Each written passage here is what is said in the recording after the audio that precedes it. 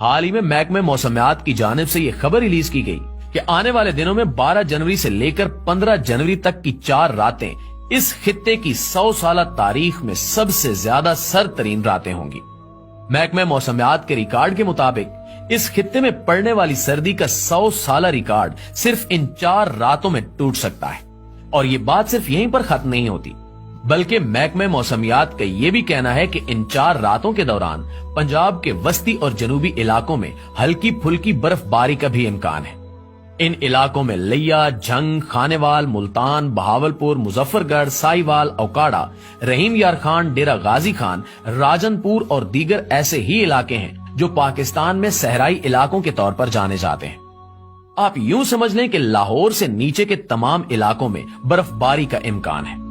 ये इस कदर हैरत की बात है कि अवाम की अक्सरियत इस खबर पर यकीन करने को तैयार ही नहीं है। जाहिर सी बात है कि हमने अपने होश में कभी इस तरह की कोई खबर नहीं सुनी और न ही इसके बारे में पढ़ा है कि इन इलाकों में, जो दरअसल पाकिस्तान के चुलिस्तान के इलाके हैं और जनूबी पंजाब के नाम से जाने जाते हैं, कभी वहां भी बर्फबारी हो सकती है।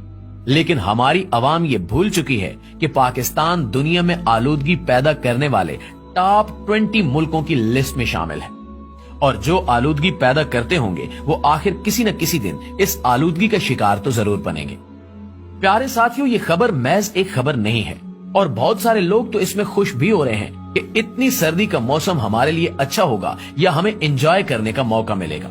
लेकिन इस बारे में जानना और सीखना चाहिए कि ये अचानक तब्दीली हमारे अजसाम के साथ साथ हमारे माहौल के लिए भी बेहद नुकसानदेह है।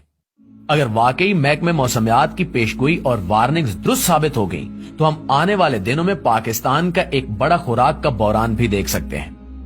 नाज़रीन, आप लोग शायद हैरान हो कि इस मौसमियाती तब्दीली से खुराक के बहरान का क्या ताल्लुक है। इस इलाके में मौजूद हम और हमारे लोगों के साथ साथ यहाँ के चरिंद परिंद और तमाम जानवर इतनी ठंड के आदी नहीं है।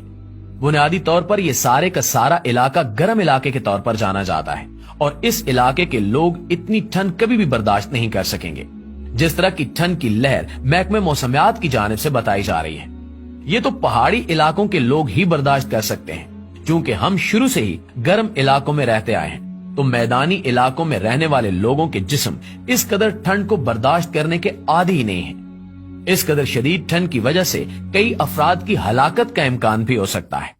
जैसे गर्मी में इजाफे से हीट स्ट्रोक की वजह से हमारा जिस्म हमारा साथ छोड़ देता है, इसी तरह शदीद ठंड में भी हमारे साथ कुछ ऐसा ही सलूक होता है। अब अगर हम खुराक के बहरान की बात करें तो ये ठंड जाहिर सी बात है महज इंसानों पर असरअंदाज नहीं होगी।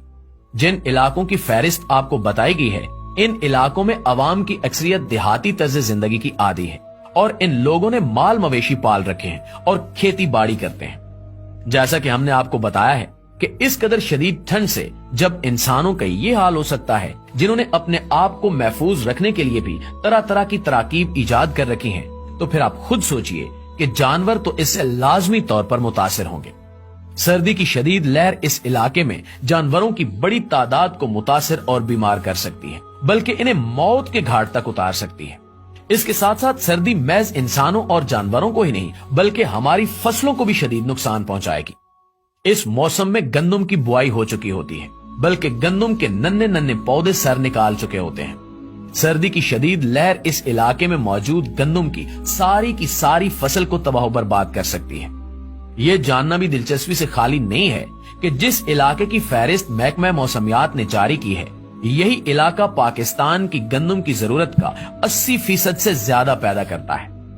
अल्लाह से दुआ है कि वो मौसमियाती अजाब की इस लहर को हमारे सरों से टाल दे और हम पर अपना करम अता फरमाए।